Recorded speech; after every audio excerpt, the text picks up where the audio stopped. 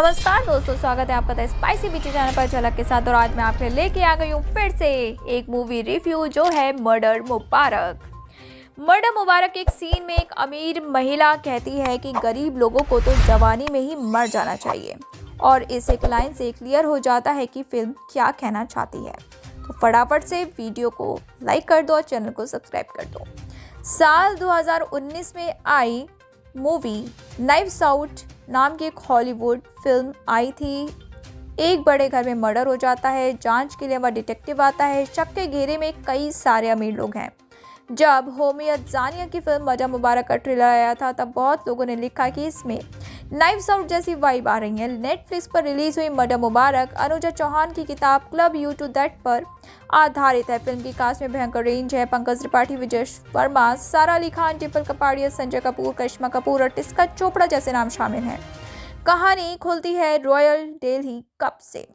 ये अमीरों का क्लब है। बॉन्ग जून हो ने अपनी फिल्म पैरासाइट में दिखाया कि दुनिया में दो तरह के लोग होते हैं। पहले जो बारिश होने पर ही सोचते हैं कि आसमान साफ हो गया, और दूसरे वो जो इस चिंता में डूबे रहते हैं कि बारिश ने उनका कितना नुकसान किया। दिल्ली वाले क्लब में ये पहली कैटेगरी के लोग आते हैं। ये वो लोग हैं जो किसानों की माली हालात पर कहने के लिए बात तो कर लेंगे, लेकिन वास्तविकता से हजारों मील की दूरी बनाकर चलेंगे।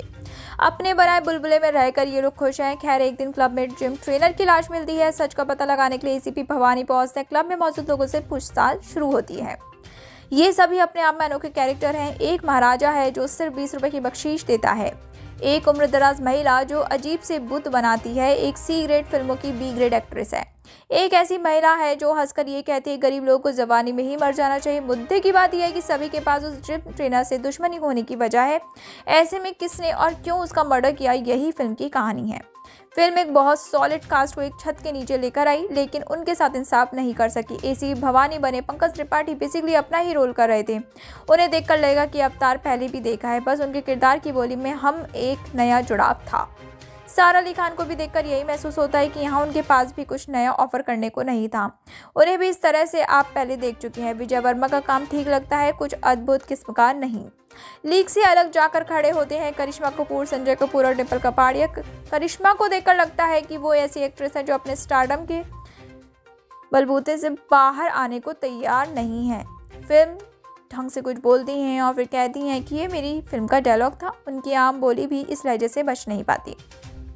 डिम्पल कपाड़ियों को देखना फन था। इस हमाम में हर कोई कुछ ना कुछ होने का ढोंग कर रहा था। डिम्पल का किरदार भी उन्हीं में से एक है।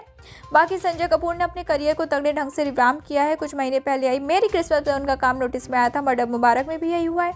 वो ऐसे महाराजा बने हैं जो अपनी हकीकत को पर्दे में रखने के लिए हर तरह के जतन कर रहा है। जब वो राजा होते हैं तो लगता है कि आदमी किसी राजघराने से ही है, फिर जब आप सच देखते हो तो उसके लिए भी बुरा लगता है। उन्होंने ऐसा काम किया है। राइटिंग ने एक्टर्स को जितना दिया उतना वो डिलीवर कर पाते हैं, बस राइटिंग फिल्म को बांध कर नहीं रख पाती। सस्पेंस फिल्म में हर किरदार, हर बारीकी डिटेल का कुछ मतलब है, बस ऐसे ही कुछ भी नहीं रखा जाता। मर्डर मुबारक आपको कई सारे किरदारों से मिलवाती है, लेकिन उसमें कई लोगों को आप कभी जान ही नहीं पाते। बाकी किरदारों के चक्कर में उनकी कहानी दबी रह जाती है। फिल्म में जितने किरदार हैं उस हिसाब से इसे एक सीरीज होना चाहिए था। बाकी फिल्म के फॉर्मेट में मेकर्स तय नहीं कर पा रहे हैं कि किस किरदार को कितना स्पेस दिया जाना चाहिए। विजय और सारा के किरदारों के रोमांस को ज़रूरत से ज़्यादा स्क्रीन टाइम दिया गया, इसे कम किया जा सकता था। मर्डर मुबारक बहुत हद तक प्रिडिक्टेबल फिल्म थी। फिल्म के जिन पॉइंट्स को शॉक वैल्यू की तरह ट्रीट किए जाने का प्लान था वो पहले ही उभर कर सामने आ जाते हैं। कुछ मौक़ों पर फिल्म आपका ध्यान ज़रूर खींच कर रखती है, लेकिन ये सिर्फ चुनिंदा पल ही बनकर रह जाते हैं। बाकी फिल्म के ह्यूमर की बात की जाना भी बहुत ज़रूरी है।